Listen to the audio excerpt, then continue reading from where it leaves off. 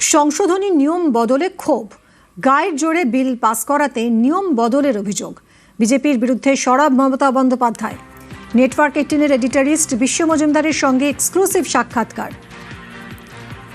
সংশোধনী নিয়ম বদলে ক্ষোভ, গায়ের জোরে বিল পাস করাতে নিয়ম বদলের অভিযোগ। বিজেপির বিরুদ্ধে সরব মমতা বন্দ্যোপাধ্যায়।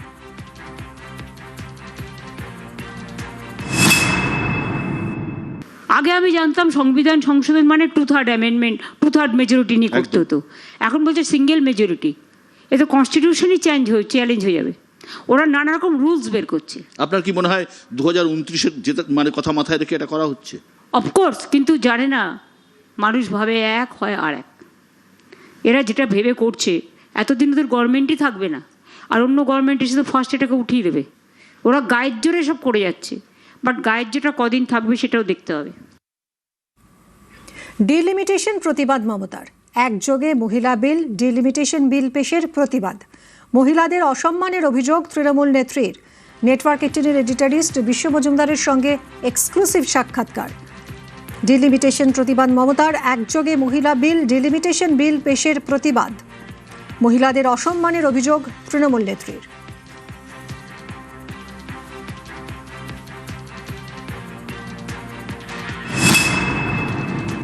মহিলা বিল হচ্ছে আলাদা বিল, এটা আগেই পাশ হয়ে গেছে, এবং এই বিলের সাথে ডিলিমিটেশন নিয়ে আসা এটা মা বোনেদের অসম্মান করা। আমি মনে করি মহিলা বিল আলাদা আনা উচিত এবং ডিলিমিটেশন বিল আলাদা। তার কারণ মহিলা বিলের সাথে ডিলিমিটেশনের কোনো সম্পর্ক নেই।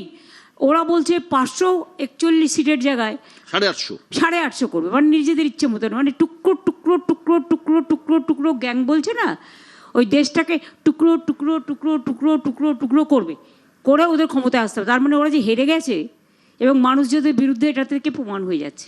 আমরা তো ডিলিমিটেশনের বিরোধিতা করব। মানুষের সাথে আলোচনা না করে এত বড় একটা সিদ্ধান্ত নেবে, আর যখন আমাদের ভোট তুলছে সেই অবস্থায়, যাতে এমপিরা যখন ভোটে ব্যস্ত, আগে ডিলিমিটেশন তারপরে মহিলা। আমি মনে করি আগে মহিলা, ডিলিমিটেশন হবে না। 120 আসন পেলেই ক্ষমতায় বিজেপি। সরকার গড়তে বিধায়ক কেনা বেচা। মহারাষ্ট্র, বিহারের মতো গায়ের জোরে ক্ষমতা দখল। বাংলায় বিক্রি হয় না বিধায়ক, সাফ দাবি মমতা বন্দ্যোপাধ্যায়। এডিটরিস্ট বিশ্ব মজুমদারের সঙ্গে এক্সক্লুসিভ সাক্ষাৎকার। 120 আসন পেলেই ক্ষমতায় বিজেপি। সরকার গড়তে বিধায়ক কেনা বেচা। মহারাষ্ট্র, বিহারের মতো গায়ের জোরে ক্ষমতা দখল। বাংলায় বিক্রি হয় না বিধায়ক, সাফ দাবি মমতা বন্দ্যোপাধ্যায়ের।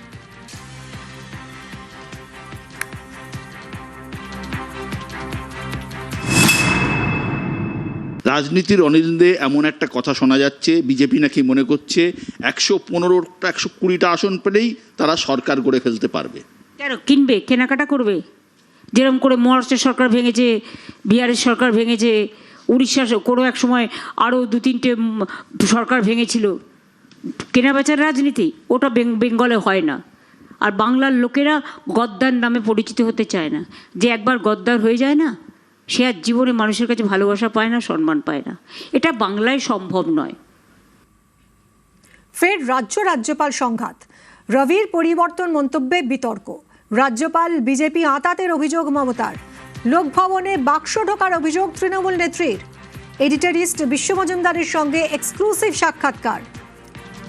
ফের রাজ্যপাল সংঘাত। রবির পরিবর্তন মন্তব্যে বিতর্ক। রাজ্যপাল বিজেপি আঁতাতের অভিযোগ মমতা বন্দ্যোপাধ্যায়ের।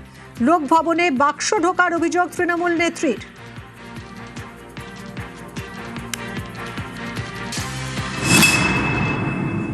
আমার তো মনে হচ্ছে উনি বিজেপি স্পোক্সপারসনের মতো কথা বলছেন।